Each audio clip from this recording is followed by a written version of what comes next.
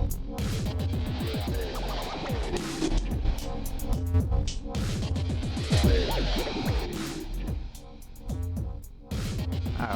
what's going on, everybody? Just wanted to plug a couple things for our guest SKYKROW or Skyler Larrew today. Just to make sure we got him out there. He's got a couple shows coming up as of this date. Be DJing for Sinister Carney at the Kasky Show at Vaudeville Muse in Des Moines on February 29th. And on March 19th, he'll be opening for Saul at Gabe's in Iowa City. So check those out. Those will be the next couple shows coming up here. And then we do get into where you can find them online at the end of the podcast. So, yeah, you'll find that out when you listen. And then just a show that I want to plug because I'm a fan of these guys. I've had, 3 out of 5 of them on the podcast, and then hopefully I'll have the next 2 on soon. But we have call out. But we got the Bring the Mistress Comedy Showcase coming up on March 4th. That is at the Mistress Brewing Company in Ankeny, Iowa, and shout out to them. Thanks for following us online. That's fun. Yeah, so they'll be coming up here. That is Cooper Patterson, Matthew Jacobson, Alex Carter, and your headliner will be Sid Walker. Yeah, and then Mike Getler is hosting. So Mike Getler was one of our more recent episodes. Is number 10. He's very funny, but he's the only one not on social media. Sid Walker is along with AJ Simmons, the co-owners of the Teehees Comedy Club. Fucking hilarious, really cool dude. So if you don't even know the rest of them, that's enough of a reason. Alex Carter very much is a dynamo as well, as far as Iowa comedians.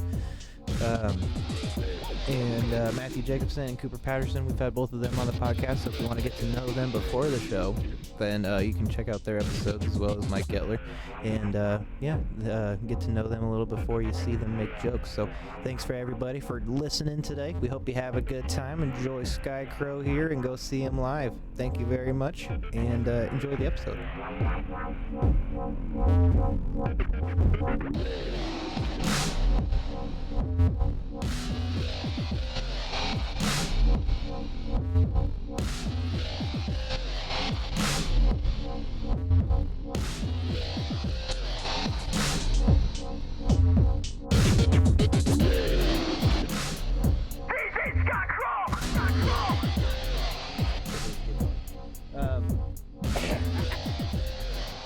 All right. Hey, look, you both make that song.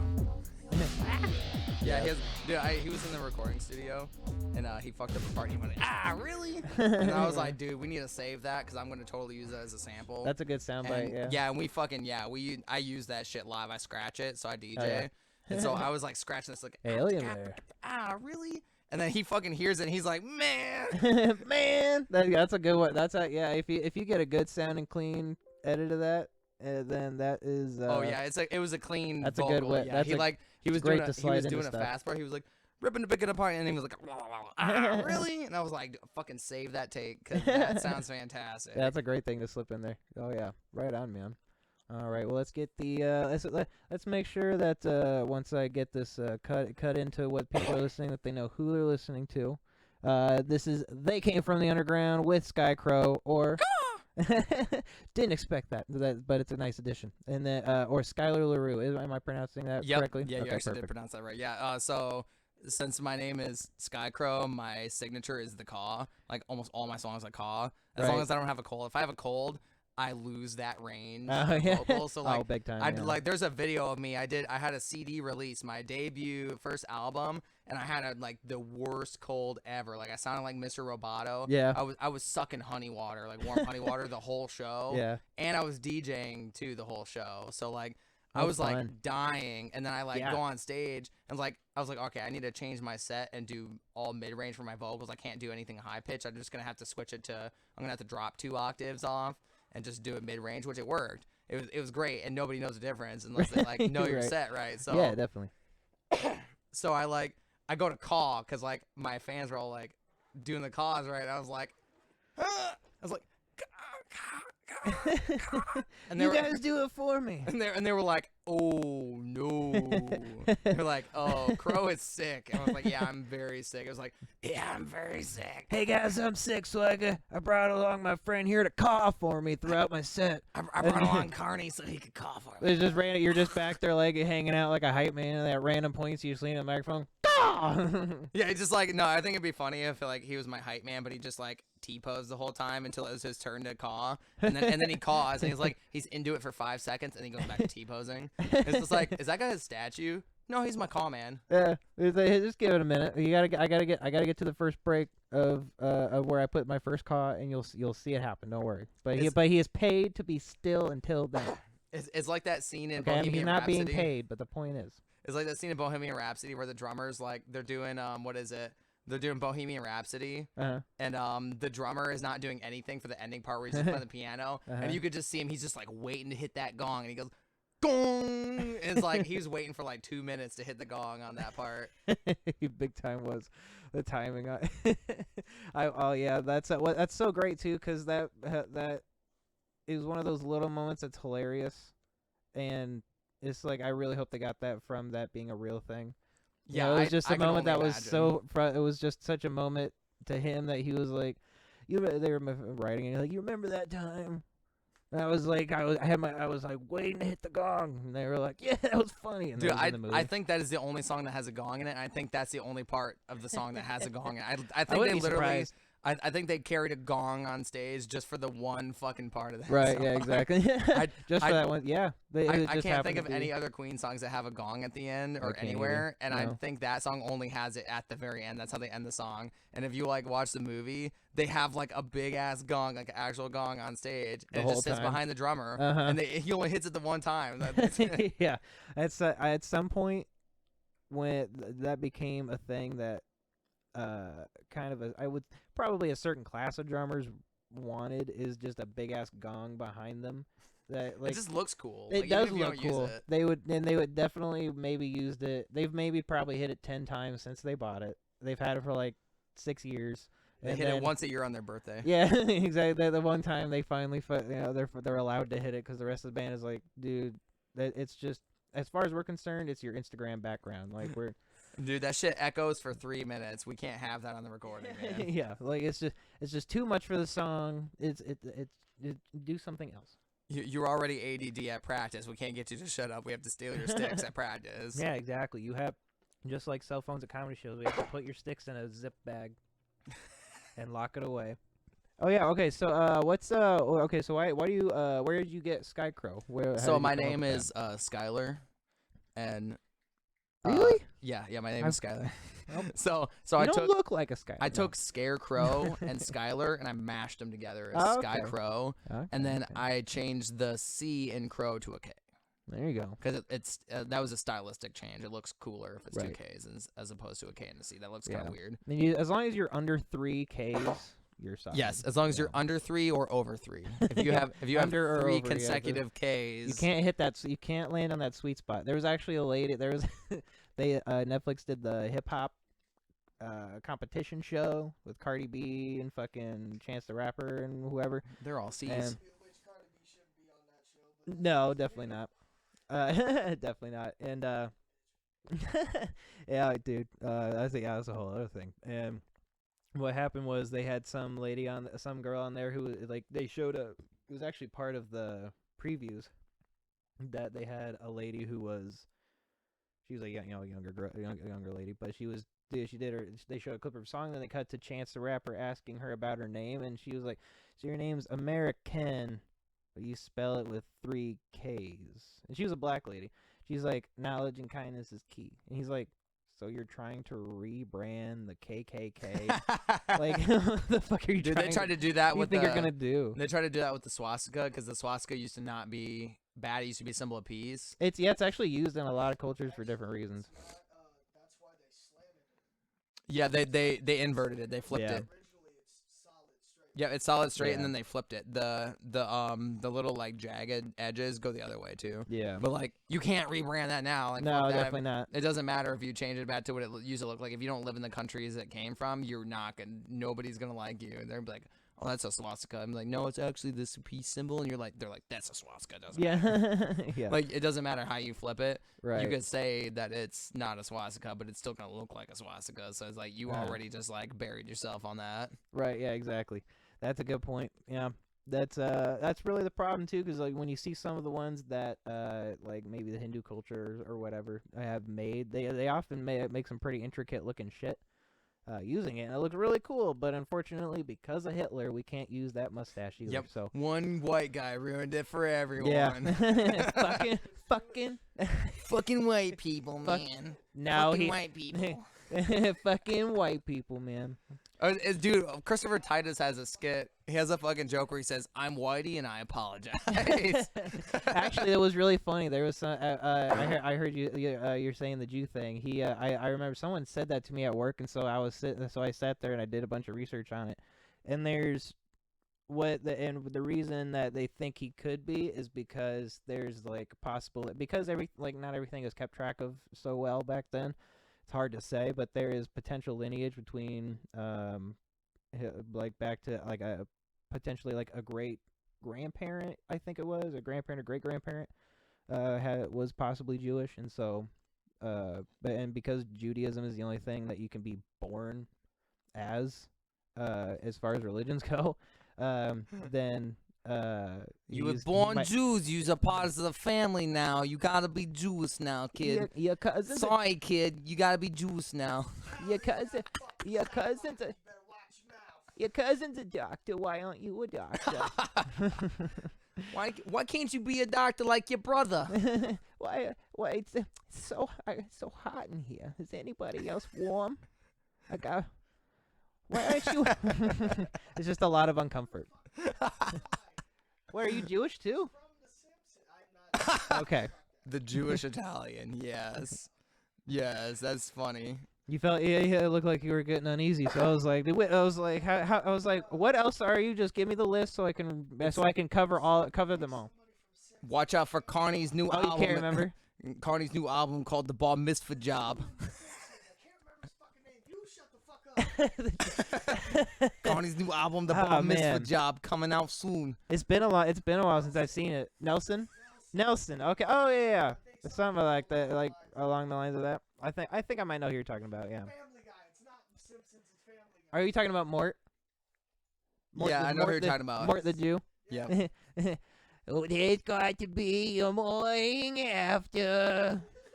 We're moving closer to the shore.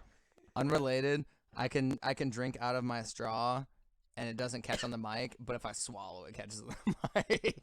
Which doesn't make sense, but hey, I guess it has selective pickup. I kind of want to drink this all the way to the bottom until it gets to that like obnoxious you got a powerful swallow. sound.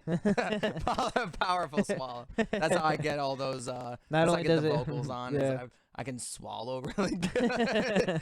I gotta do it every so often to keep my vocals clear. That's how my mother said, spitters are quitters. It keeps my pipes nice and clear. Gets all my Jewish honey down. Oh, he just now opens up the note. Wait, scroll back up. What is that? What? Okay, I thought you spelled my name with a D. Skyler. No, I thought the S was a D. Skyler. The parentheses and the S blended. It looked like a D. He's just now opening the notes up. We're like 20 minutes into the shit. He's just now opening the notes up. I had to get a good cold open. What the fuck is this? Dude, he just showed me a gif of a pencil pencil sharpener. What are you doing, man? No more spaghetti for you, okay? He's gotta go until he busts a tip. Dude, he gets wild when he goes hard until he busts his tip. All right. Okay. Anyway, what kind of what's the genre of music that you It's closely resembles horrorcore and or scream rap. So if you don't know what either of those are, horrorcore is widely known as the genre that Twisted and ICP started, or like were the founders of, or were at the beginning of it. It's like it's where you're like rapping about creepy shit, or you're rapping about killing people, but not like gangsters killing people. Like you're rapping about specifics of killing people. Like I'm chopping them up into the body bags and putting them in my trunk of my car or whatever. Right, like, right into like, the body bag. Like gangsters would be saves like, on cleanup. I'm gonna shoot you on the street and put you in a bag. But then like horrorcore is like, I'm gonna chop you up into little pieces. Your fingers are missing, and I'm eating them. Like that's like a horrorcore. That would be like a horrorcore line. So like, but like if you don't listen to that, hopefully genre, not when that makes it into the final take. Let me just right. like so like ICP and Twisted are like the kind of like the founders, or like they were at the start of it, and then it like branched out. It's underground. Like they're pretty big, but like most horrorcore artists are not like, they're not doing fantastic because it's a niche genre. Yeah. So, but the people who are with it, and it's like people who are like about that. It's called being with the wicked shit is what they call it. They call it like the wicked shit because that's basically what it is. Like you're talking about devils and demons in great detail and chopping people up, and like they do a lot of those like are demons, so I'm down with that.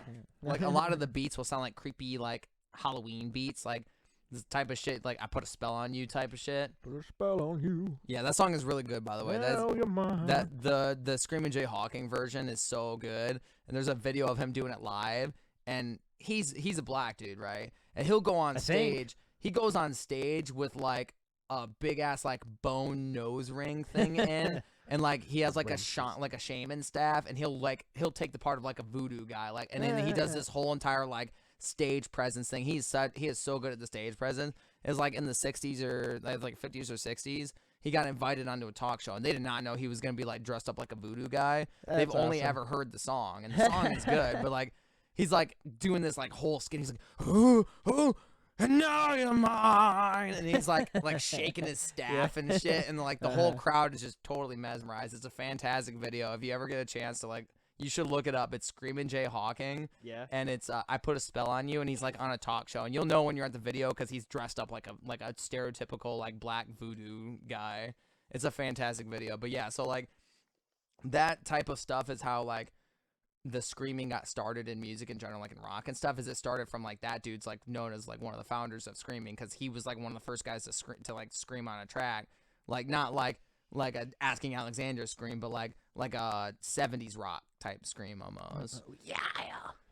Yeah, exactly, like a scream like that, like not like a guttural scream or anything like that, but like he's the first kind of guy to do like people running away from an earthquake type scream. That's how I like explain that. Is like it's a scream that's done in your diaphragm, right? Or like a fry scream. If you're into metal, it's like a fry scream. That's like where fry screams came from. And so horrorcore has got some artists who do that type of stuff, but mostly they're just on the creepy shit, on the wicked shit. And then scream rap is a new thing. I want to say XXXTentacion is the one who made that thing. Tentacion. Triple X Tentacion. That was my favorite part about him, was saying his name. That was like I literally heard about him, and I was like, oh, this guy, I like saying this guy's name, and he kind of looks like Jaden Smith when he's really stoned. And then like didn't know anything about him, and I was like, oh, he died. And then someone made a joke, and then they got in trouble, and everyone was like, wait, it's a joke, who cares? And they were like, oh yeah, and now we're here. But yeah, so he's like one of the ones who really first started doing it, and he wasn't getting too hard into it, but he was like, there's this song Rip Roach, he's like straight up just fucking screaming, and then like, oh man, what is the words for that song? We'll just have to like cut and play like a clip from that, and then come back in so the like audience can like hear an example of like what Rip Roach sounds like.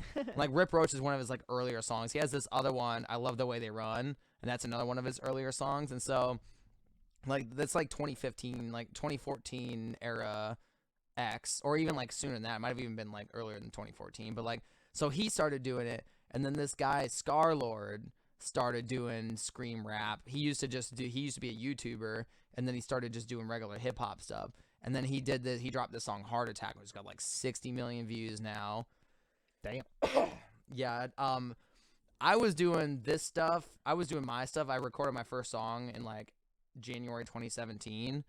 Heart Attack didn't drop until like May 2017. So X was like the only one who had like done scream rap before that, but like he mixed it in with his like regular set, so it just complemented it very well.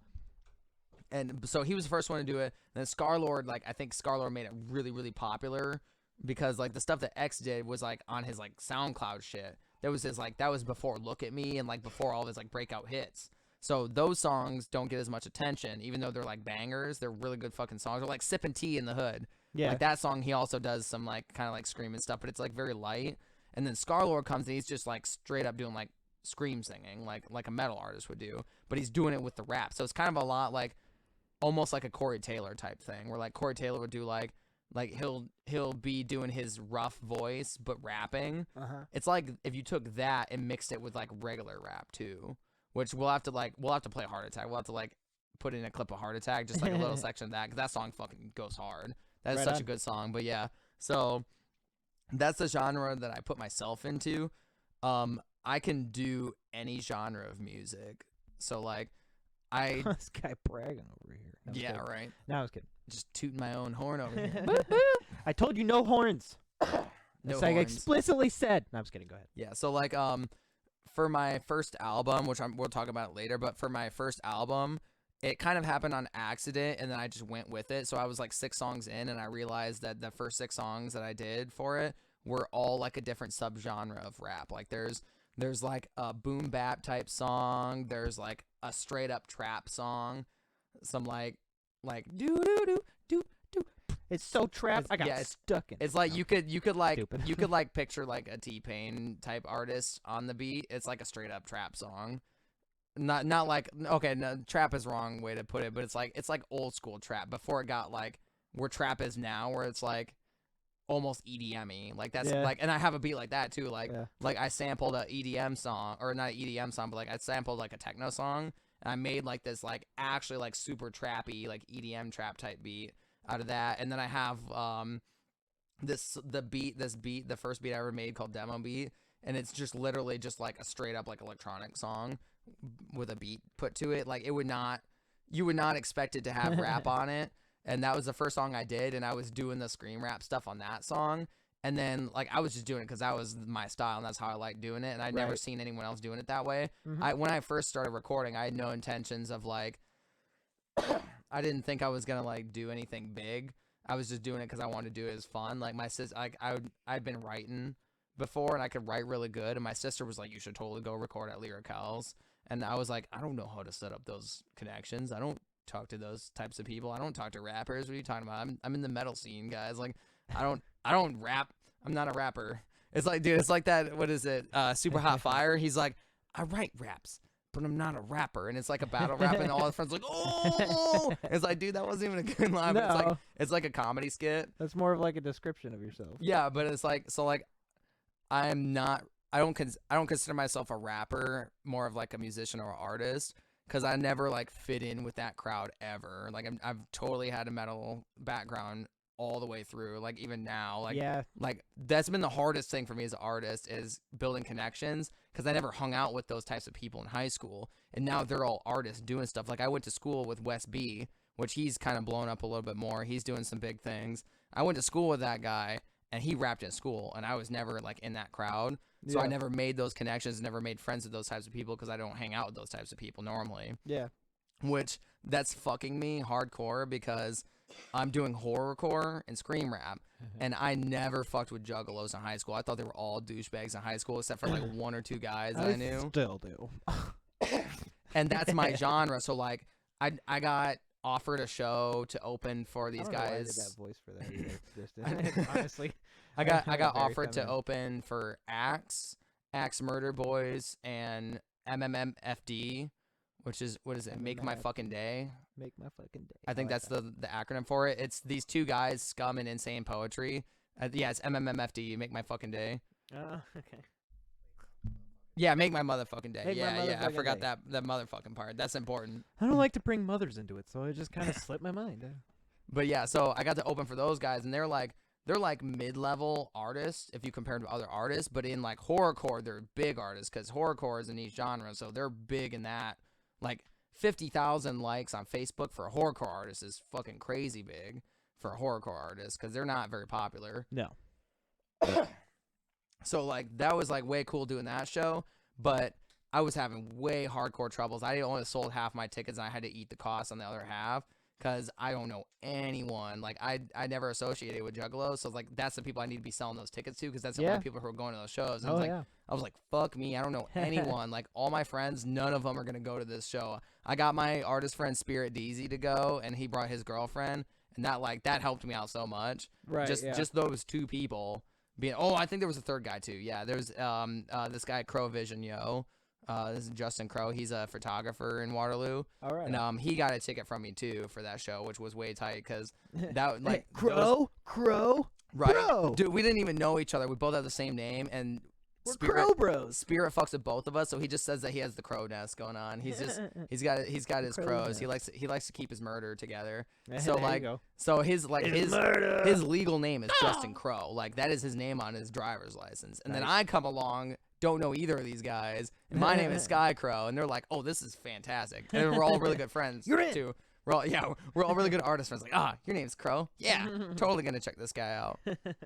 Hell yeah, So I did that show, and that made me realize, oh, I'm so fucked if I try to do another horrorcore show. I don't know anyone in this genre, and it's like too late to make friends now. They're all like fucking gone. Like I never talked to them in high school, so it'd be like kind of disingenuous for me to like, hey, you want to be friends now? And it's like, but we weren't friends in high school. Yeah. You want to be friends now? Oh, hey, by the way, I have these tickets. You want to get these tickets for the show? Yeah, this is going to be a banger show, bro. Yeah, totally come out, man.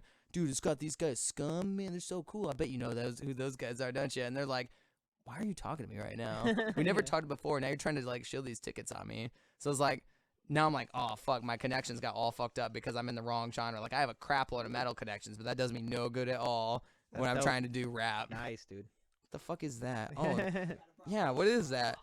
He's trying to flex on us. Is it a piece of toast?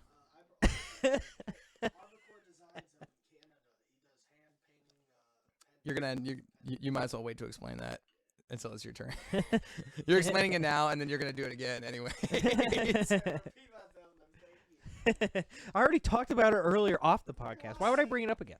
It's like, well, people might want to know. Fuck the people. Fuck the police. No. It's and then he chimes in like, no. Police are fine. Dude, I drive a cop car, and like, why are you so backwards? Oh no. Speaking of that, Suicide Boys has a song called "Fuck the Population." Really? That's fun.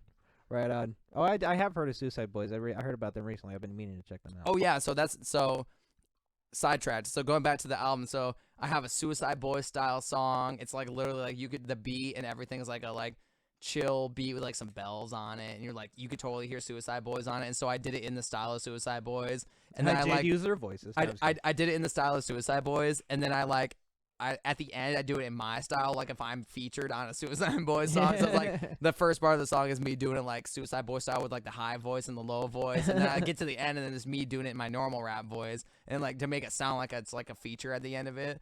And then I have I did a song called Lord of Scars. It's Carney's favorite song. I did Lord of Scars in the style of a Scarlord song, which is why I call it Lord of Scars. Right. Because that's like a throwback. I need to put that on my Genius before somebody beats me to it. Right. Like I need to annotate on Lord of Scars that the reason I named it Lord of Scars is it's based off of a Scarlord, but also there's this movie called Lord of War. And like normally you would say Warlord is like the correct way to say it, but the movie is called Lord of War instead of Warlord. And so I was thinking of that movie too, and I was like, probably oh yeah, were like, Warlord's taken. Actually, no. There's a new movie out called Warlord. It's like 2018. Maybe the old one's thing was up. It takes place in World War II, and there's Nazi zombies in it. Really? Yeah, it's fucking dude. That movie is so good. I hope they make another one. Oh wow, this movie is so fucking good. And like, they're kind of Nazi zombies, not really. Like the Nazi zombies don't even come until towards the end. So they are zombies, but they're like kind of getting out of Nazism, and like they're working their way out of it. They've changed their ideals. They've learned some new things. Hung out with a few black dudes. They're fine. They've seen a new light. They're friends. They still want to kill you and eat your brain, but they're not racist. So they will also eat black people. No, or it's Mexicans like even. No, it's like the opposite. They start out as Nazis and then they like later they're zombies. But like the premise of that movie is like the Nazis are like developing this like serum to like get super strong and big. But what happens? You've seen the movies The Hulk? We have to make that here. Yeah. So super soldiers. So these American dudes have to go behind enemy lines to like shut down a like a tower array or something like that. And, like the whole thing is like just like a regular World War II movie until like towards the end, or like towards the like third half of the movie or whatever. Third half towards like the final third of the movie. I was super confused. Really? Wow. So it's like towards like the hour mark or hour and 20-minute mark of the movie. One of their guys drops, but they like found this like serum and they have no clue what the fuck it is. Yeah. And they're like, their guy drops. They're like, one of their dudes dies, and they're like, fuck it, let's just inject him with the serum. So he goes cold, and then he just fucking wakes back up like nothing happened. And they're like, dude, you just got blown the fuck up. Like, you just got shot up, and you're just back like nothing happened. He's like, I feel fucking great, man. I'm kind of thirsty though, and he like drinks. And then he's like, man, my fucking neck hurts, and he breaks his own neck. He like snaps his head back, and it's like his head's like touching his ass damn near. And then everyone's like freaking the fuck out. Hey guys, like, could you help me with this? Yeah, he's like walking around like that, and then he like puts his neck back in place, but like he broke his neck, so it's all fucked up. Man, So I can like smell my own ass. So like his like part of his like ribs and throat are sticking out of him because he like broke his neck, and his like spine's sticking out. But then he like fixed it. Do you think this is a good look for me? Yeah, no, it's creepy as dude. That scene is creepy as fuck. The neck snap scene, snap scene in Overlord. If you look that up, that shit is fucking creepy as hell. It's so crazy. Like if you wanted to put an image to horrorcore, that scene would be the image of horrorcore. It's like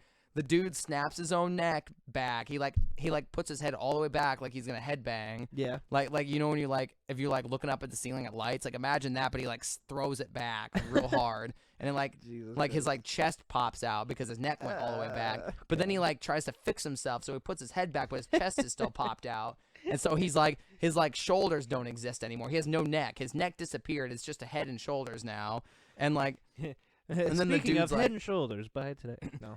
And then like so then this is just a weird way of plugging Head and Shoulders. He goes like Hulk mode. He's like pissed at everyone. He has super Hulk strength. So he's like fucking punching people and like knocking them across the room. And they're like, fuck, we gotta put him down. So like they injected him with the crazy serum, and then they gotta shoot him. They shoot him like 30 times and he doesn't die.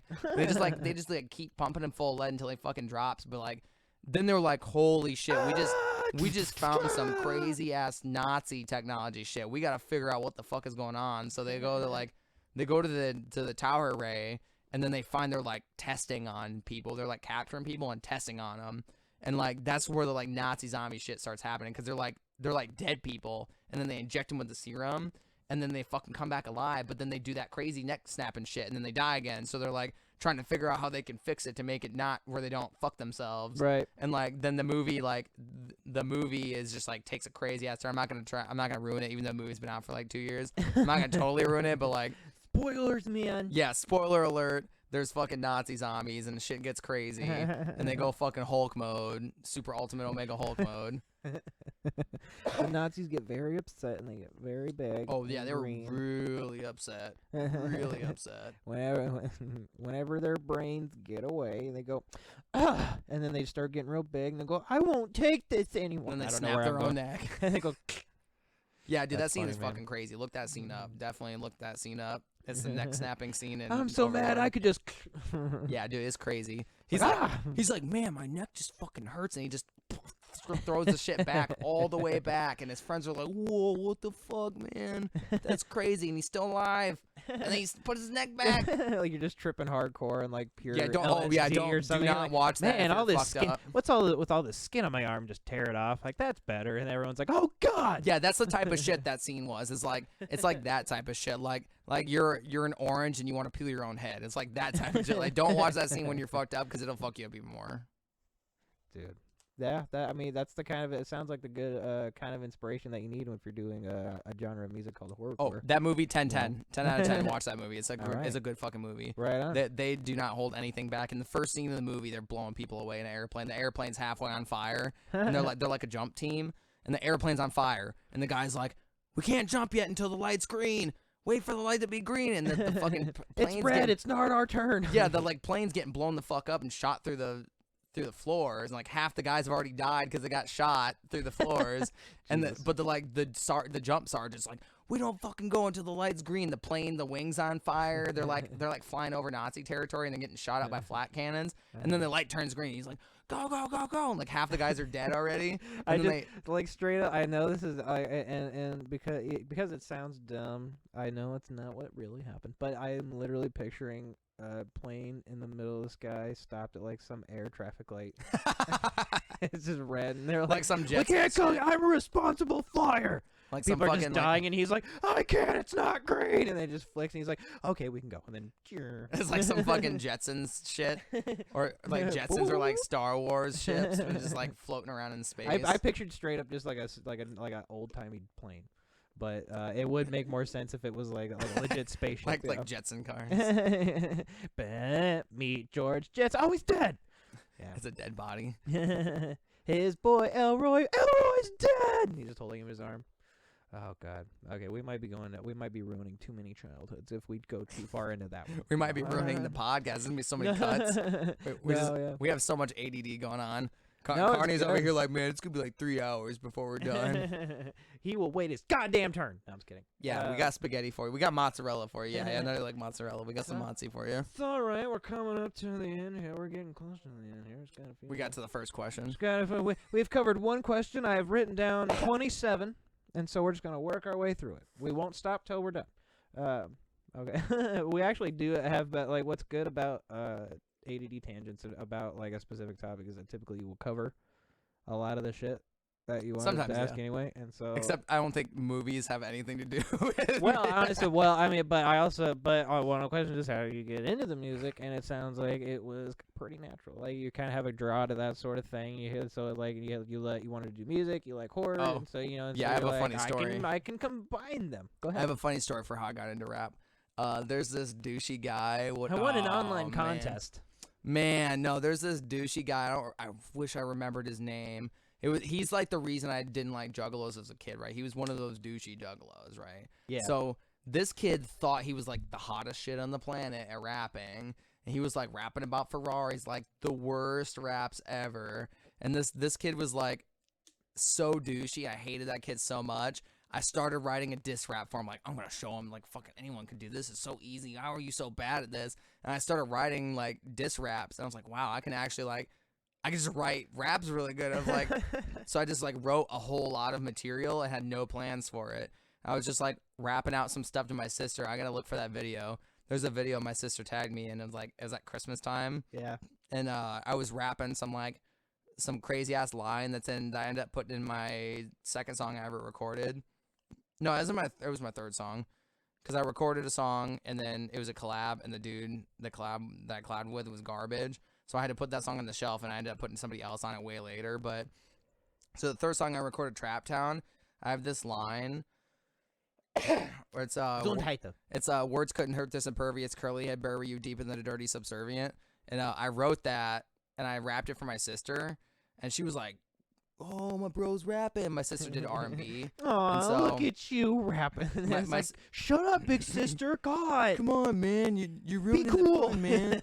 Man, I'm cool, man. Leave me alone. But so my sister did R&B, and she'd recorded at this guy Lyrical's place in Waterloo. I love Lyrical. Yeah, Lyrical's super dope. Actually, the first show I put on in Ames, he was on it. Oh, that's cool. Yeah. So he's the studio I go to record at. So my sister had recorded some stuff there before, so she had that connection. She was like, hey, you should totally get into rap. Like, that's, like, actually good. Like, that's not me telling you you're good because you're my brother. Like, that's actually good. And so I was like, okay, maybe I'll make a beat real quick. I was like, I had never heard of YouTube beats. I never knew people did that. I didn't know people were just jacking beats off the internet and doing it. I thought, like, everyone had, like, a producer or something like that. And I was like, man, the bar for entry to rap is so high. You gotta make beats. It's like, I'm better off just doing metal. Like, even finding a drummer is easier than that. Right. And so, I had a program I was just fucking around making, like, electronic music on. And I was like, all right, I'll just throw, like, a beat together real quick. I knew nothing about making beats. And so I just, like, make the beat for demo beat. And I was like, all right, I got these lines I wrote for this diss track. I'm just gonna, like, mix some stuff around and repurpose them and just put it on an actual song. And we'll see what happens. And so, like, demo beat is, like, one of my hardest songs lyrically. Like, not, like, hard isn't hard to do, but it's, like, it goes the hardest for, like, my lyrical songs. I'm just, like, it's all, like, really rough voice, like really raspy, almost like a consistent fry scream. And it's like that was like one of the craziest lyrically songs I wrote. And so that song's one of my favorite ones to perform too. I usually do that as like my first or second song because it's only a minute and I'm rocking a minute and 8. Yeah, it was only a minute and 8 seconds long. I remember because I said it in the song. Yeah, no, I was like thinking of like funny. clever ways, like clever lines to put in on the song, and I was looking at it on my phone. I was like, this song's only a minute and 8 seconds long. I was like, what rhymes with 8? And so I just like figured out stuff that rhymes with 8. It was like, this is the demo beat. I'm rocking a minute and 8. You'll see the weight is worth my weight in gold. There's no debate. I fill every seat till it's sold. What is it? Fill every seat till it's sold. My mind's aglow with flows, blowing cold like Iowa snow. This violent Iowans rising up higher than criminal tribesmen flying in. And so like I just like go like super crazy lyrical on it. But that was how I got into it. Is like I started out, I was writing a diss rap for this guy, and I wasn't even like serious about it. I was just like, but I was like for me it was serious. Like I would be like, I had a girlfriend at the time. I would be at like the football game. She was in band, and I do not give a fuck about sports unless it's MMA. I don't care about sports at all. So like I just go to support her doing her band thing. When I don't have a girlfriend now. I'm single 6 years. Single ladies. She was horrible at sports, and so I figured this bitch can't live up to the task here, so I gotta kick her to the curb. So I would just be in the stands with nothing better to do than to write. So I would have my pad with me, and I would just be writing these rhymes. And like I'm used almost all of that. Almost all the material I wrote for that, except for lines specific to that dude. I like reused almost all of the stuff I wrote for that diss rap. But like I wrote so much material, and then I like not really got over it, but like I got out of high school, I graduated, and like then I was kind of like I never had to see that guy again because I wasn't at school with him anymore, and I didn't hang out with the people he hung out with. So I was like, yeah, this guy's douchey, but like I'm over it now, I guess, a little bit. And like, but then what else am I gonna do? No. I started working with one of his friends who got me. He's like I consider that guy the guy who got me into rap, like just straight up rap music. Like other than Eminem, like I'd only ever listen to Eminem. I have a song where I talk in Birth of the SKYKROW. I don't like that song, but I wrote Birth of the SKYKROW as the story of me.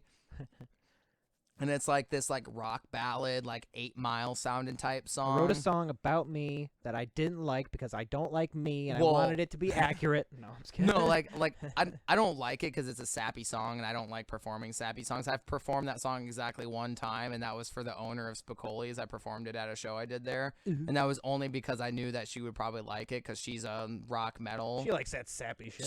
She's like a rock metal person, and it's like a rock ballad. Okay. And she likes rap if it's good rap, but she hates like mumble rappers or like mainstream rappers. So like it's this song that's like this really somber, sappy story about my life, and like I don't like doing it because I don't like doing sad songs. I like to get like turn the fuck up. I don't like to do like really sad songs, and it's also a very personal song. I did the song for me, but I don't like the song as a song. If I was listening to that song, I'd be like, this song is fucking trash. But it's like I did it for me, and not because I wanted to make a good song, but it's like the story of me, which is kind of like how 8 Mile is almost. It's like it's not really the story of Eminem, but it's like the like key parts and like some other stuff that he like talks about his life. And so I made the beat as like, if you listen to Birth of the SKYKROW, it's the title track of my album, you'll be like, why am I getting 8 Mile vibes from this beat? And I'm like, oh yeah, that's because that was the inspiration for that beat. It sounds like, it literally sounds like wait, but this is literally the track from 8 Mile. What the fuck? No. Right? Yeah, we'll have to like put a soundbite, like a 5-second soundbite of the like melody for it. It's like this like really kind of sad piano type shit, but it sounds like 8 Mile. It sounds like 8 Mile person. Right on. But so I worked with this guy, and he actually got me into rap. And the reason he got me into rap is because he showed me Hopsin and Cannabis. Yeah. And those guys are lyrical rappers. Like Hopsin's got a song where he like trashes on shitty rappers. He's like, you just talk about like getting bitches words. And stuff like that. No, it was Illmind 5, I think. Oh, I love. It's the one where he's like, you're not worthy, you cock thirsty, and probably got herpes. Yeah, I think love that's Illmind 5. I love Illmind 5. Yeah. Yeah. So yeah, you're right. Yeah, so that song had just dropped when he showed me that. That was like a new song for him. And also, I never saw like a black dude with contacts in, and I thought Hopsin was like the coolest shit ever for that. So I was like, dude, this is like the rapper for white kids, which I think even Hopsin talks about that. He's like, I think he talked about like most of his fans are white kids. And it's like, yeah, dude, you're like the rapper for white kids. Yeah, well, that's the thing too, because like I think part of the problem is that like, I think because of growing up certain ways, like growing up white, most of us are like, I think, okay, I shouldn't say most of us, but I know at least from my experience, I was never drawn to hip hop because I felt like it was all I was hearing was dudes rapping about the same shit. It was all just pussy, money, weed, blah blah blah, drugs, but I don't give a shit. And it was like I was like depressed and angry, and I was like, I want to hear stories or whatever. So like I was naturally drawn to metal and rock music and all that shit. And so then, but it wasn't until later where I was like, I don't give a fuck, where I could like get to like, wait, why am I trying to impress people? I was like, that I could go to rap shows, and like I started getting into it, and then I started going to rap shows, and I talked to people, and since I didn't care, they were like, oh, okay. So then I could vibe with them, and so then I was able to like feel like part of the group for the first time ever, like a couple of years ago. I got a black best friend. I'm part of the gang now, right? Well, you know, it's the strangest thing. I was just helping. I was helping out a friend of mine, and I took her in, and then I got involved in the strange music, and now I'm promoting all these rappers, and then they accept me. They're like, hey, good job, man. And they didn't really say it like that, but I'm not gonna do the voice. And you know, once you start doing a voice, you have to stick with it, because Mama didn't raise no bitch. You can't just like drop an accent halfway through it. Yeah, but like, dude, yeah, like if I like obviously because I'm white, there's no code switching, but like I as well as probably many other white people crank it up to try to overcompensate for the fact that I am not like from that like background. And so it's like, hey man, accept me. It's like, but like if you can just key into that, like, nah, I just like the music going on. Like then that's all they want. Yeah, Cannabis has got a line. He says, I was fucking hooting and hollering when I heard this line. It's not even like that great of a like line rap wise, but he says, when you finish talking about money and bitches, you simply out of rhymes. And I was like, damn. Yeah, exactly. Damn, it's like not even a strong line. Like Cannabis has got some like crazy ass shit he raps about. Yeah. Where like if you listen to any Cannabis song, I would say Leviticus, Master Thesis, or what is it, Matt Black? I don't know how to say that name of that song. It's like he spells it all fucked up, like BLK, and then it's like Matt is like MTTE. Like I don't know how he fucks up the title of that. It's so hard to find that song, but like do you know the rapper Conflict? Conflict? No, I've heard the name. I don't know who that rapper is. What makes him extra hard to find is he spells his name with a K and a T. No. See, I know. See, and that's it. If you know Conflict, you're down with it. But if you know, then that means you also know how he spells his name, which is QONFLIQ. And so, oh, that's fucking crazy. So it's like you see it and you're like, cool, but then you think about it later and you're like, how do you expect anyone to find you? Right? Like, I have that problem with people typing in like a C instead of a K for SKYKROW. Exactly. Like people will be like, I can't find you. It's like, oh, you got to put a K. Yeah, I did put a K. No, the crow is a K too. Oh, and then they'll do. It's like obviously there's a K. Crow. It's like it's not like I'm telling you to spell it SCYKR. You know, it's like it's like. Well, hey, but honestly though, that could have been another direction you went. Just I swapped the C and the K, man. That would be fucking weird. It would look weird for sure written down. But yeah, so he shows me Cannabis, Master Thesis, and Leviticus, and then he showed me Hobson, Illmind Hobson 5. And that got me into rap. Like before that, I don't ever listen to Eminem because Eminem was like rapping about shit that I actually cared about, or like it was like music I could listen to. I related to him, which was like his skin was the same color as mine. and even then, the extent of like the Eminem I knew was only what had played on the radio, which would have been like Without Me. I think it just dropped. Is when I had first heard Eminem. When Without Me dropped, which I talk about that in Birth of SKYKROW. As it when Without Me hit, I was licking my lips like lickety spit. Man, this shit is the tits. Like that's the line I have in Birth of SKYKROW. Which that sounds like a fire line, but then you like hear this beat and it's like a sad beat, and you're like, oh, this is kind of sad. No. But so that was the only this is cool as tits. And then like the only other rap I'd ever heard other than Eminem was my dad would like ironically listen to 50 Cent or like Nelly in the car, like it's getting hot in here, and he would be like, my dad listens to only country, so imagine like the most country homegrown dude ever, just like, it's getting hot in here. It's like hooting and hollering out the windows. Like, I think it was just the thing he did because it was funny, and it was funny to me as a kid. But like, that was the only experience I had with rap. That song is really catchy. Yeah. Oh, dude. Yeah. That's what's funny is like growing up. That was the thing. Is like I didn't really have like preference. I was kind of like listening to stuff my parents listened to because I had no control. They were just. I like, hate country, by the way. I hate country too, but then like what they would no nothing against you if it's not Johnny Cash or Willie Nelson. What I love about Johnny music, Cash too. What I love about Johnny Cash too is he was in a real sweet spot where it's like real bluesy, but also like kind of has like that early rock sound to it. So you can't even really say it's country because he's just like it's classic country. It is classic country, but it's like such classic country that it's nowhere near what it's you not, see. It's not country. It's not country. Standards, it's not country what most people. It's not classic country what most people would even say classic country. It's like before that even, and like. Which is why it sounds so bluesy, is because that's like what is like because he has that blues spirit to him when he plays. It's like acoustic guitar music is like the best way to explain that if you don't call it country, but like compared to modern day country, it's nowhere close. Modern day country is like its own genre, which I hate modern country. I know, and my dad listened to it. That was all he listened to. Mm-hmm. So for 18 years, I'd listened to country. I know all the popular country songs by heart. It's slide guitar rock and roll. It's like it's all right to be an itty bitty little hometown in a big old city type shit. Exactly, like I have all those songs memorized, and I fucking hate it so much. That shit never leaves you when that's all you listen to is the country station. Yeah. And there's 3 country stations in Iowa, I think. Yeah. Or in Waterloo area it's rampant because like really a big problem I end up running into with country is that like people will say it's like the better music over hip hop, but if you listen, it is also about women and drinking. Yep. And if it's not about beer, jeans, dirt roads, or women, it's just about what you have, you know. Yeah. Or trucks, yeah. I forgot about trucks. Yeah. Trucks and tractors. Yeah, you got a big truck and a hot babe wearing tight jeans, and you're on the dirt road drinking beer. That's every country song. Dude. But yeah, so I got into it with cannabis and Hobson, and then he showed me Vinnie Paz. And Vinnie Paz, other than like I knew about ICP, I didn't know who Twisted was, but I knew about ICP. Yeah. And I was not a fan, obviously. I just yeah. I have an uncle who listens to that shit, and he's like, I think he might be one of my biggest fans, other than Spirit. I think my uncle is one of my biggest fans, and that's because like, imagine a guy in his 50s being like down with the clown, right? Like it's so weird. Like I can imagine being down to clown in a different context. I only knew about ICP. The first time I'd heard about them, other than like the diss track they did with Eminem, was my uncle just pulls up. I was like, not even a teenager yet. My uncle pulls up, just jamming my axe as my buddy, and I was like, what is this garbage? This sounds like shit. And he's like, yeah, it's ICP, man. And he's like, this dude is like, he's like an inspector for pipelines and shit. And he makes like $80K or more a year, I think is what he makes down in Texas.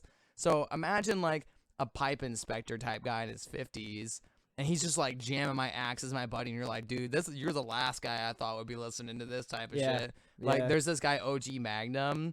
It's this like old white dude. He's that like white hair old white dude, and he's tatted the fuck up. He has sleeves up to his wrists. So if he's wearing a business suit, you can't see his tattoos. And he has piercings. He has his ears pierced. I don't think he has anything else on his face pierced. But he has sleeves up to his wrists. And there's a video of him. You guys might have seen this video before. It's the old guy. He's got like this like souped up car, and he's just like jamming out to like straight up like gangster rap, and he knows all the words, and he's like, he knows the dances and the words, and he's got these shorts on, like cholo shorts, and he's got sleeve tattoos. And then there's like, he does that, and he's an old guy. So that's my uncle's not quite that old, but like just like to give you an example, like that's how old. Yeah, that's gonna be hella more common now. Like in in like the next 30, 40, 10 years. 20 years we're gonna be having old dudes listening to shit. Like I already have some people who are pretty old and listen to my stuff, and I think it's kind of weird. Just like literally like whatever you remember your grandparents listening to, just try to think about it for a while and figure out what the next step up from that is. That's which is probably your parents. It's usually your grandparents are like a generation of like they kind of like listen to this kind of music, and your parents have this kind of generation. They listen to this kind of music. So mine are like, you know, like they loved 80s rock and like that sort of thing, and like he listed, but then Eminem comes along, and they like a little bit of Eminem's, you know, kind of breaking that barrier for white people to be accepted into hip hop, but he's like also like very emotional, it's very real, and so he's like has like a message, but then he's also fun and insane. Yep, and then he does like D12 type songs and drugs, and so that really put him in a lot of directions, and so a lot going on, and but But so then they got some of that influence in there. So then I was like, and then Nelly was fun, and so it's just like these little things that peeked in, but they were like still, but because they grew up into the point where it was like all rock and roll and like hip hop, like for like what was popular was like Run DMC level. Yeah, Run DMC it was like really good. where hip hop was literally getting its feet. Like or finding its fucking sea legs, Dude, Run DMC is the reason is like they're literally they're responsible for rock influence being in rap because they did King of Rock and then they did the collab with Aerosmith. Yeah, exactly. Yeah, like King of Rock is such a banger, dude. That song is so good for like old school hip hop. Like you could play King of Rock and everyone will like that song. I don't know anywhere you could go where people won't like King of Rock, which is like that's a Run DMC song. But it's got the same feel as the collab they did with Aerosmith. Which the collab they did with Aerosmith, I think they really just did Walk This Way. And then they just like, I think they changed some of the words maybe, but it's like mostly the same song. Like the words are the same. They just did it in like a rap style. Yeah. They rapped it instead of like singing it like because when you listen to the actual original Walk This Way song by Aerosmith, they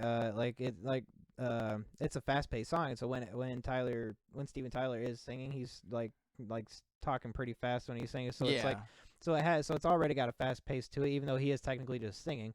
It was like it was a really good transition, already having that vibe to it, to then go on and have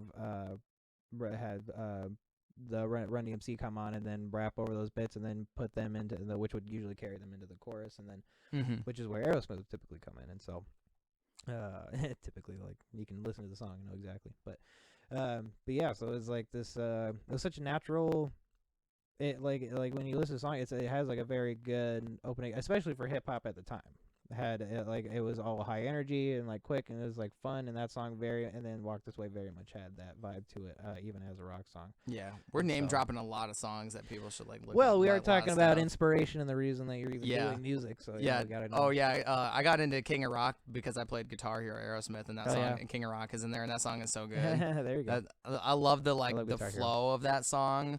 Like, I'm not big into like rippity rappity hippity hoppity. Like, I'm not big into that, like that era of hip hop. It's kind of like corny to me, but that's also because I grew up way after that was a thing. But like King of Rock just has a really good, like, they rhyme some really, like, for that time it would have been some pretty good rhymes. They would have been like, which it's Run DMC. They're at the top of their game. Yeah. And then like if you watch videos of Run DMC, they have really, really, really good stage presence. Oh yeah. Especially for being a 3-piece. Like, when you have, like, a lot of members on stage, it's inevitable you're going to have some people who just don't have as good a stage presence as the others, but all three of them have great stage presence. Like, they all, like, they must practice the stage presence together. It's the same thing with the Beastie Boys. The Beastie Boys, they're, like, when they're on stage, they look like they're at a fucking frat party. They're just, like, hanging on each other and, like, dude, there's a video of Beastie Boys and Run DMC doing a show in the 80s in, I think it was New York. And it was like, I think it's like the earliest recording of a Beastie Boys show that you can find. Yeah. And man, if you watch that video should be what rappers see if you're trying to like teach somebody stage presence. Right. That video is the video you want to show them for what good stage presence looks like. Like, I don't think you can get any better stage presence than that, other than like having just a straight up theater show going on stage. Right. Like, and like other than like a rehearsed theater show, I don't think it gets any better than that like video of Beastie Boys and Run DMC doing their set, because the stage presence is just off the chain for that set. Right. Definitely, man. Yeah, that's good. Yeah, that's definitely a good tip. Yeah, for musicians, it's all about like studying what. I think that's where I get my good stage presence from is. No, yeah, I wouldn't doubt it. Yeah, from watching watch videos, and study like it, from like that's the same reason football players watch football. Like need to watch football all the time, is because so that way they can like, or at least at the beginning, once you're practicing all that shit's probably different. But like coming into it, like learning in high school, you got to watch it all the time. You learn exactly. Like, you watch people do it, you like your mind like. Basically, what happens is your mind. The same with like yawn. If you watch someone yawn, you're probably gonna yawn. Your brain, but like because it's not physical activity, because it's physical activity, it's like you're obviously not gonna move, but you're gonna be thinking about it, and you're gonna kind of like have a little more energy if you're into it. Where Oh, sorry. I thought so you saw something weird, and I was like, someone come down. But then, There's a ghost over there. oh god, Ghost of spaghetti pass. It's a spaghetti. I'm a flying spaghetti monster. But that's a Futurama thing. But anyway, it's I forgot what I was saying. Anyway, I'll interject so you can remember what you're talking about. So I started out in the metal scene, and I think I got my stage presence from that because there's a lot of metal singers who are fucking all over the walls. Yeah. They're all over the walls when they're the front men. They're all over. So like I've brought that energy with me on rap, and I didn't realize that rappers did not have that good of stage, like that crazy stage presence. So like I used to talk with my hands a lot because I used to like watch people because I really loved singers who like when I saw them in interviews they'd be like like I'd be like this. Yeah, I talk with my hands a lot too. Yeah, like so it turns out I don't do it as naturally when I'm not trying to be when I'm not like I wish I was this guy. They inspire me so much, They inspired me to talk with my hands. You're throwing spaghetti out to the crowd. I did one interview with Sinister Connie. Now I can't stop talking like this, man. My hands won't stop moving. I gotta tie them down at night so I can sleep. I gotta tie them down with spaghetti. I gotta buy the seats next to me on airplanes. Cause I just be flailing and making hard opinions. As long as I'm funny enough, y'all won't get mad. But oh shit, dude, we're definitely a little bit over an hour. But I know at first we hadn't actually even started. Yeah, like a lot of this, I think we can cut. Too. No, I'll work around it. I'll probably I'll snip a few things out here and there. But ultimately, like the whole point of this is having people on to be like, this is who they are. Like sometimes you get a podcast and you have a direction you want to go. Well, I want it to be a real conversation. Yeah, exactly. Like, and then that happens. So. Like a real conversation happens. Yeah. Like this is in case this is for when you stop talking and I'm like, you're done. Okay, no, it's kind of like no, this is for just like if we like hit it. Next really, question, please. If we yeah, exactly. If we hit like a soft point, but like some artists don't talk. I talk too much. No, you're good, man. You're fine. I have that issue. I talk way too much. I'm definitely the perfect person to have on a podcast because I will talk about anything. Yeah, well, I could talk for hours. Well, I can have you on again sometime for sure, and definitely since you know about FL Studio, you can help me out. Give me tips and shit so I can figure out how to make it. I'll give you the tip. Okay, well, I might have asked for too much. Well, we're gonna cut that. I might have bit off more than I could chew. I hope you don't more bite. than I could suck. Okay, anyway. Oh God. Okay, so I do want to make sure that if you got anything going on, that we get it on mic. Where can they find you? Where can they look you up? Check your shit. You got any shows coming up? You got anything to stuff to plug? I don't know if it's gonna happen already by the time you post this, but so I rap, but I also DJ. So I sometimes will be like posting about an event that I'm DJing, and I'm not necessarily doing a rap set, but I will still plug it if I'm doing a DJ set. And actually, well, it's you doing your thing, so just anything so, you got going on. This weekend, I was just up here. I DJ'd Cold Saint's show, Cold Saint on the Come Up. And that show did really good. So that show went fantastic. But I've got a show coming up that I'm gonna be DJing called the Hustle and Motivate show. It's Hustle and Motivate Part 1. It's Made for Mankind. They're local to Des Moines. It's a whole bunch of sponsors and local business owners in Des Moines. So there's like the Hive Salon and Snap City. There's Made for Mankind. Who else is on this list? We got Circuit Wireless, Your Private Bar. There's a whole bunch of sponsors on here. Some of these I don't even know. Oh, Urban City Magazine. I do know them. Habib Cuts. I don't know who. Habib Cuts. I've never heard that name. And then there's some logos on here that I don't know who they go to. I'm not local to Des Moines. I don't know half these people. But so at XBK Live next Saturday at 6 o'clock, there's gonna be like this crazy ass fashion show. It's February 15th. There's gonna be a really tight like fashion show. Plus artists are gonna be performing. Cold Saint's gonna be there. I'm gonna be DJing. There's gonna be Entree Louche is gonna be there. Wait, is Entree Louche? I think that's how you say his last name. It's Entree. Everyone knows him as Entree. So yeah, he's like an R&B singer. I ain't no side dish. Oh, you should get Entree on here, by the way. He'd be really good for the podcast.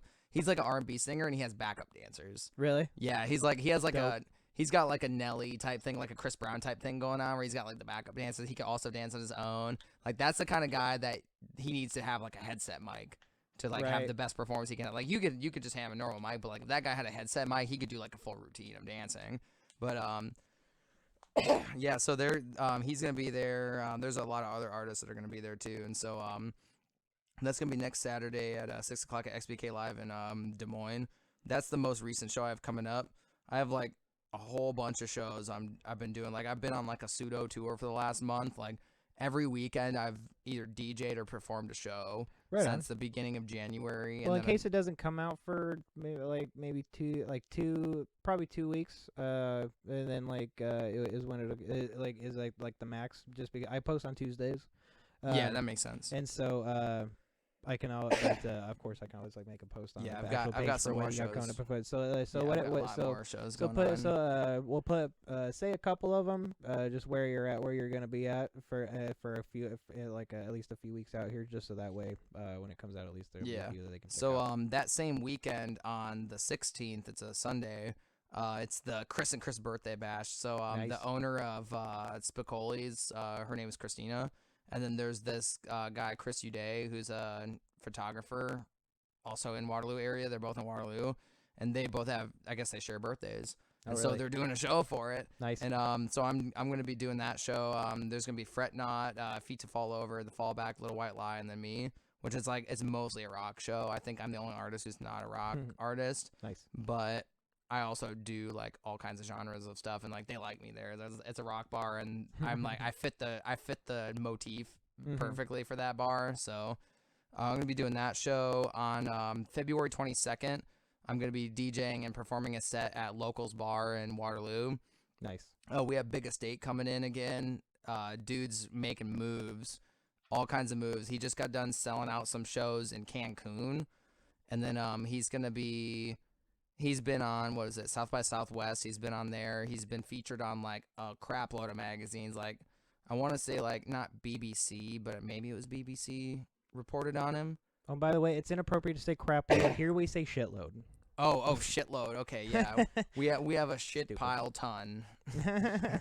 a metric shit ton.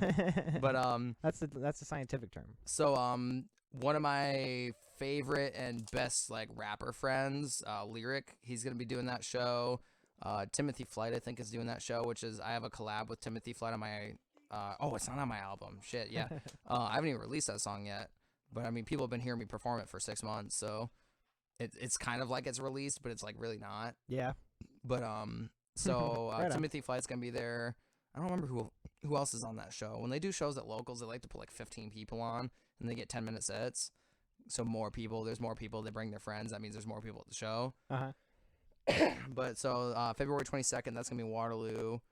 I think I have some more shows, which I don't have internet to check on my phone. Oh, that's all right. Yeah, that's another thing I didn't even think of. But but also what we can do is I'll give you a heads up of like when I know exactly when I'm gonna put it, and then I can get your dates from you of everything, and then do an intro. I'll read them all off. Yeah, that would be perfect. Yeah, I'll send them to you because and then I'll probably send you a copy. I'll probably since you have the same setup as me, I know it'll be easy to just like I can just send you a export a copy of the thing, and then we can add it. We can add in the sound bites and shit, and then we can go over it. And you can decide if there's anything you want to cut out. No, I can just add in the sound bites myself if you send me. True, the files. that's true. I can and then that way you can also hear it and be like, could you cut out this part? Or I want this part cut out here, and you can. I can definitely send you.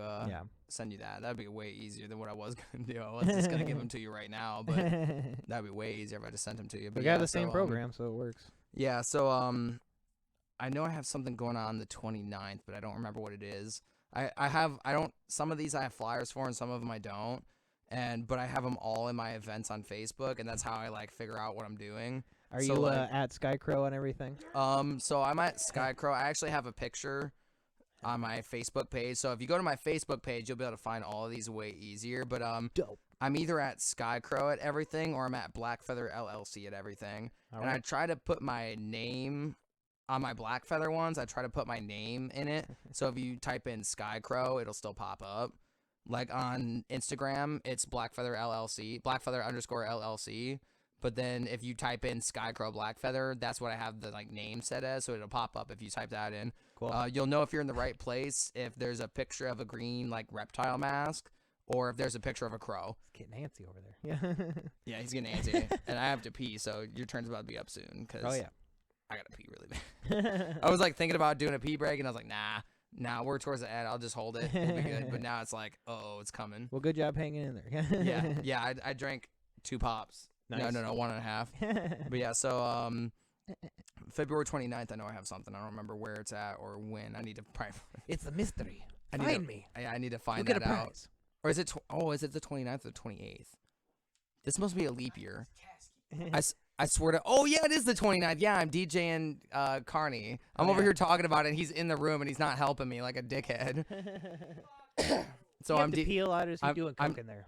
I'm DJing Sinister Carney in Des Moines for the Caskey show, which is a Saturday. So yeah, so this must be a leap year because it's a February 29th. It is a leap year, yeah. So yeah, this is so. I was like thinking, It must be if there's a 29th. Yeah, I would imagine it wouldn't. I was like, I've never heard of a February 29th. I was like, wait, it's probably a leap year. Yeah, fucking asshole. Not. I'm over here struggling, trying to remember this show, and you're like, it's fucking my show, man. Just he's probably over there seething, looking at me. But yeah, so I'm gonna be DJing Sinister Carney on the 29th of the Caskey show. Hit him up for tickets because I don't have them. I'm just a DJ. I don't sell tickets. What are you talking about? I'm just a DJ. What do you want from me, man? Yeah. What do you want from me, man? I don't have tickets. What do you want? I'm just a DJ. I'm just trying to DJ here. I'm just spinning the discs. What do I have on my face? What is it? Master of None. I have it's like spinner of discs. I wouldn't use Master of None. Aziz Ansari's got that show. Oh boy. Yeah, no, it's like instead of disc jockey or DJ, I just put spinner of discs. Nice. Spinner of discs. I like to say the same phrase. They go to your thing like, oh, there you go. Oh. Dope. Hell this yeah. motherfucker's got the tickets and he's let me struggle. Got him wrapped up like a. He's got him wrapped up in his blue fucking crip. What is that? A crip? He's got blue for tickets, red for drugs. Blue crip like.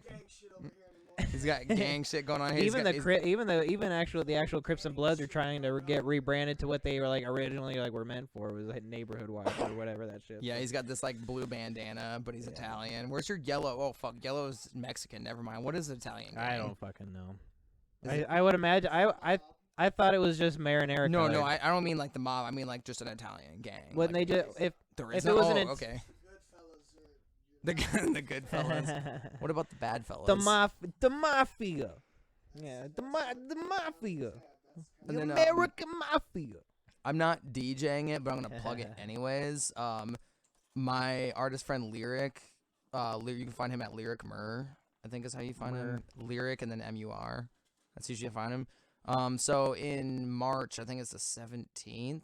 He's Nice. opening in Dubuque for Twista, Bone Thugs and Harmony, and a bunch of other like older artists or like old school cats.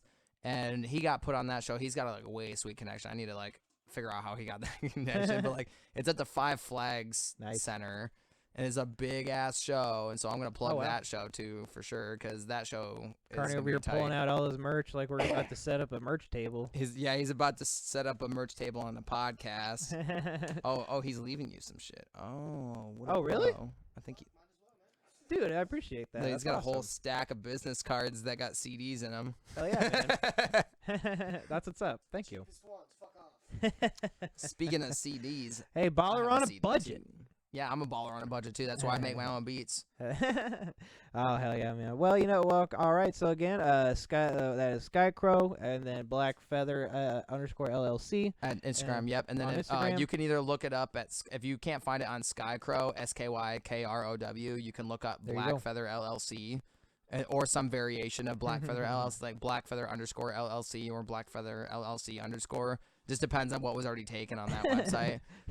So there you go. Perfect. Sometimes I get Blackfeather LLC. Sometimes I have to put the underscore there because maybe some other weird ass company in Nigeria has got Blackfeather LLC. There's something weird. Yeah. There's some other guy who's like an artist who has Blackfeather LLC on Instagram, so I had to put the underscore. I was so mad about that. I was like, damn, I thought that was original. Like I made this like cool ass picture for it, and I was like, oh, this is so original. I've never heard anything like this. And I go to make the username, and I find out real quick, oh, I should have probably looked this up first, because there's already somebody who's a Black Feather LLC. I was like, fuck, man. Right, yeah. Man.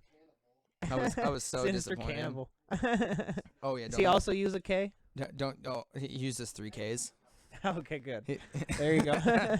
All right, sure. Okay, well, let's get this wrapped up here. But thank you guys so much. Well, I'll say you just for now, because it is more specific. I'll just be saying the same thing to him in a bit. So, but thank you so much for making the trip down here, man, to be on the podcast. Yep. And I'm everywhere, either SKYKROW or Black Feather LLC, and go look up my Spotify or my Pandora. Make a Pandora station. Save me on Spotify. Follow me on Spotify. yes, that's I'll the put those two. numbers. That's the two that I push. The green one kind of slipped between the chair couch there. I don't want you to forget it.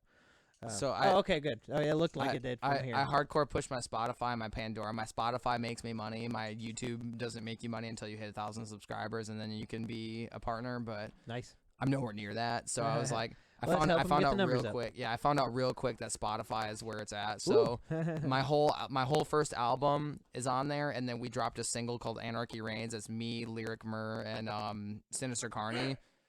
Anarchy reigns, we need to win this for hype. I give you existential dread like I was a personal nihilist. Performing mad experiments, so I must be a scientist. Fucking annihilate with my iron fist. On top, like I said, it was gonna be in a minute. They come in and see me rip it. The haters are living, living. You better believe it. I'm flying ahead of my demons. I'm a veteran with a shredder. I'm ahead of me, keeping it. Nice. That song goes hard as fuck. Yeah, that song goes hard as fuck. We dropped that as a single, and then my debut album, Birth of the SKYKROW, is on Spotify. Nice. And all of that stuff is on Pandora as well. If you make a Pandora station, keep that shit, listen to it all the time. You're going to get some weird fucking shit depending on what you like on it. I got this dude, Kid Buki on there, and he has a collab with Corey Taylor, and it's this like British guy. Nice. And he's like a very similar style to me, where he like does the like rock type stuff. Like he has a song where he talks about, he's like, when I was younger, I was into rock music instead of like rap and stuff. And I was like, dude, I fucking relate with this guy. And then he has a collab with Corey Taylor. I was like, oh shit, how have I never heard about this? Like this collab's been out for like 2 years or like a year or two. But so like that was the first thing that popped up, and I was like, dude, this is fucking tight. So like you will hear some cool shit on there. Depending on what you like, you might also accidentally infect your station with nothing but Suicide Boys and Germ. Because I have a station on my phone, and I have a station on my computer. And the one on my phone got infected with Suicide Boys and Germ because I like one Suicide Boys song one time. And then it was like, the algorithm was like, oh, you want to listen to Suicide Boys all the time. And I was like, I like Suicide Boys, but it's the SKYKROW station. I want to listen to like stuff that's similar to me, which I'm like kind of similar to Suicide Boys in some of my songs. But but then like Germ came on there, and like Germ's okay. I'm not a big fan of him, but like he fucks with Suicide Boys, and so I kind of fuck with him. And like he has this funny ass song called "You Dig." He's just like, "You dig, you dig, you dig." And it's like kind of catchy. It's like the song is kind of douchey, but like that part of the song is catchy as fuck. Yeah. It's like, "You dig, you dig," and it's like, yeah, I dig it. And then like now all I hear is fucking Germ and Suicide Boys. It's like fuck. Good. So then I like made a station on my computer. I was like, all right, I'm not gonna like any Suicide Boys songs or Germ songs on my station on my computer. And then I was like, I'm just going to like my songs and like some other songs that are similar. And we're good on the computer. The phone got it. That station is fucked. I have to like unlike half those songs now because that station is destroyed. Yeah. It's just Suicide Boys now. It's not even me anymore. It's just Suicide Boys and Germ. Damn, dude. Yeah. Well, there you go. So now you have now you know what to do with the algorithm to make it work. At least an example of how what's going to happen if you do it that way. So yep. All right. Well, yeah, no, we'll get this wrapped up. Obviously, we're gonna keep that. We're gonna keep going. So, but just with you guys in different spots. But yeah. All right. So, but thank you again so much. We'll be cutting it off here, and then we'll have Sinister Carnage episode coming out shortly. So, this is SKYKROW. Thank you all for listening. It's a perfect sign out. Thank you.